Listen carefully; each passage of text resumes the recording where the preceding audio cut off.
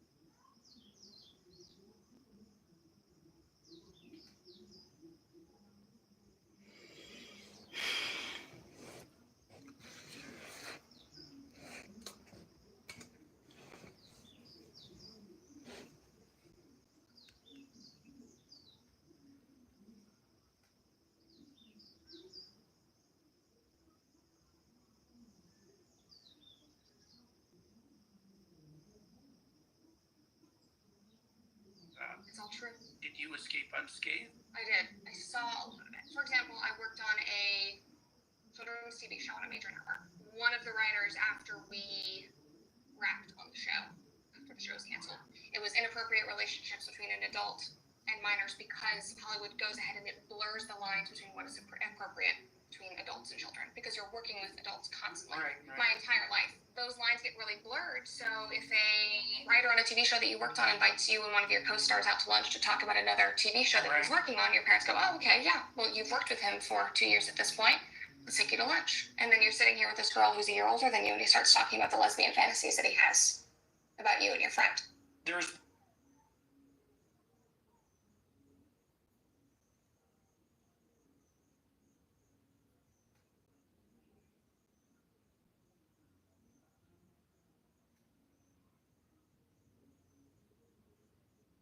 Hello everyone, welcome to day 2 of the Exodus seminar hosted by Daily Wire Plus. We're in Exodus chapter 3 today, pretty much at the beginning of it. I'll just briefly introduce everyone. We have a new participant today, Mr. Greg Hurwitz, an author and a man of many other talents. I'll let him introduce himself after I introduce all the people that perhaps you're familiar with from yesterday's episode or episode 1. Dr. Douglas Headley, Lois Guinness,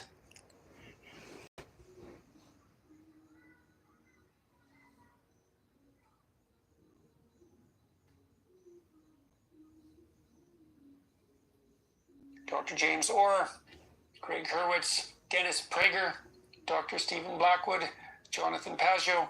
I'm Dr. Jordan Peterson. Greg, welcome. I'm glad you're here. I'm looking forward to including you in the conversation, and maybe you can say a few words about who you are. And thank you for having me here. I'm a novelist. I write crime fiction.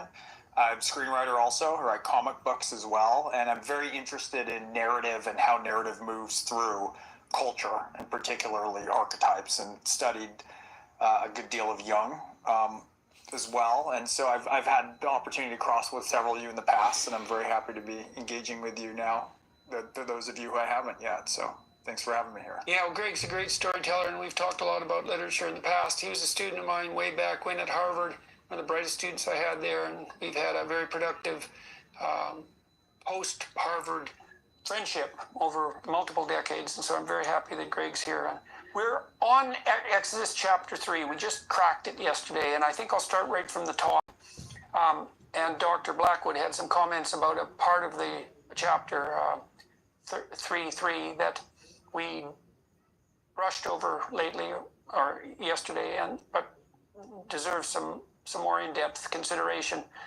Now Moses kept the flock of Jethro, his father-in-law, the priest of Midian, and he led the flock to the backside of the desert and came to the mountain of God, even to Horeb.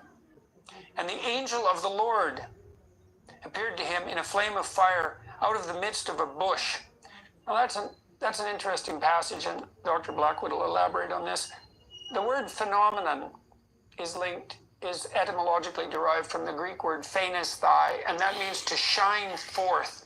And that's a concept worth considering, because you'll note, if you look at how you attend to the world, that some things attract your attention, they beckon to you. Sometimes that's because you can voluntarily find things meaningful, so you're imposing a structure on the world, but sometimes it's as if the world is calling to you, it's pulling your attention hither and yon. And Dr. Blackwood, you had some interesting comments about what happens with Moses next.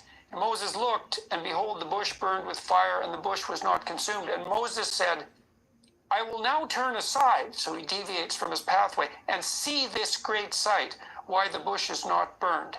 Well, and it goes on to say, and when the Lord saw that he turned aside to see, I was just when we were talking last night, I was thinking about, what are the conditions under which this revelation happens, and what are the conditions under which it happens in our own life, this opening up to the transcendent. And it seems to me there's something very important here in which, Moses is attending to something.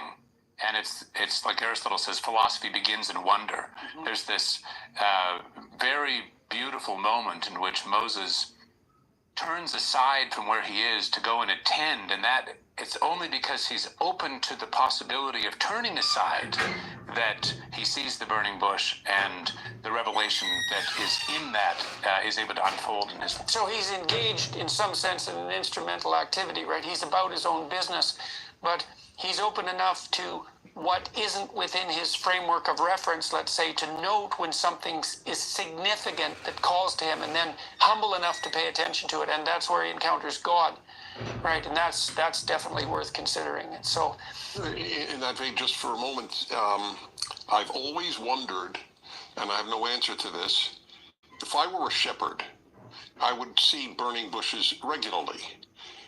So it takes perhaps a Moses type, which is building on what you've just been saying, to say, hey, wait a minute. It's not being consumed, the bush. It's not burning. There's a fire. really attentive. I think it does suggest that. Mm-hmm. Also, could I just say there's a sense, when he says, to take off your shoes because the ground on which you're standing is holy. I mean, there's this real question of, is everything holy ground? I mean, it's not the world that changes, right? It's our own perception of the world that changes. And, I would say there is no moment in life that isn't in itself actually holy. It's a matter of coming to be open to, or it to be revealed as holy in your life. No, there's no moment that cannot be redeemed or made epiphanic, whether it's doing the dishes or doing the laundry or picking up the usual things of any day, or the usual toils and tribulations of normal life. There's no moment that doesn't have in it the possibility of divine revelation. And so it's your shoes are off. Yes, if you have the spiritual, let's say, stance or attunement to let that discovery happen. Yeah, well, that's part of what meditative practice is supposed to instill in you as a habit. And there's something nourishing about that if it's practiced properly. And that is the relief in some sense of being immersed in something that's outside of you, that's beyond your conception. There's a terror that's associated with that in principle, like there might be terror with a burning bush, but it's also extremely salutary in that most fundamental sense. So nourishing. So, and when the Lord saw that he turned aside to see, and so that speaks to your point too.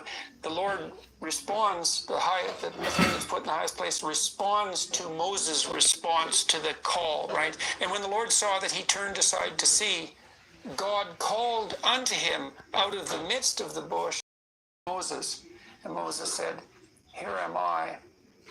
And God said, draw not nigh hither, put off thy shoes from off thy feet, for the place whereon thou standest is holy ground. Moreover, he said, I am the God of thy father, the God of Abraham, the God of Isaac, and the God of Jacob. And Moses hid his face, for he was afraid to look upon God. I read in Jung years ago this idea that I found extraordinarily compelling and useful, which was that every ideal is simultaneously and necessarily a judge. And so you imagine that the ideal is something that beckons to you, but you also pale in comparison to the ideal. And so by apprehending an ideal, you're also simultaneously judged. And the higher the ideal, the more intense the judgment in some real sense. I think that's partly why people are terrified of great art, like Michelangelo's David. I read a great commentary on that. The commentator suggested that the statue calls upon you to be far more than you are. So there's that judgment. And I think part of what happens to Moses here is that he's afraid to look upon God, the God of Abraham that calls people to adventure, the God of Isaac, the God of Jacob, and the God that calls people to adventure and sacrifice and then out of slavery as well, is that ideal that's ultimately terrifying in some real sense. And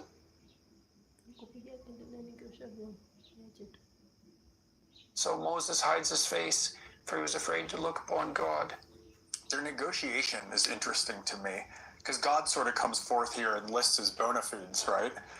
Because he says, I'm your God, I'm the God of your people. Mm-hmm. And so it's very interesting, the back and forth between him and Moses. And so, he's almost proving the case that he's the God to be set before other gods, by identifying him as the God of his people. And certainly the God to be set before other gods by Moses, given his cultural heritage, right? So I'm not only God, I'm not only this transcendent figure that you would assume might be behind the unconsumed burning bush, but the more particularized God that's already been identified as part of this tradition, right? And based on what Stephen was saying, Moses' reaction to God's call is also one of attention. You know, he says, "Here am I. Here I am." That's all he can do. He can just, I'm here and I'm paying attention to what is happening.